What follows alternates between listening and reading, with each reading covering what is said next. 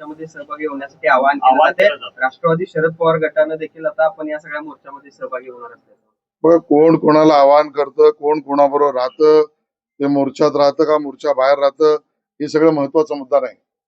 महत्वाचा मुद्दा राज्यामध्ये मराठीचीच सक्ती आहे, हिंदीची सक्ती नाही. त्रिभाषा सूत्रामध्ये विद्यार्थ्यांचं हित आहे. त्रिभाषा शिक्षणामध्ये आणि प्राथमिक शिक्षणामध्ये या राज्यात चालूच आहे.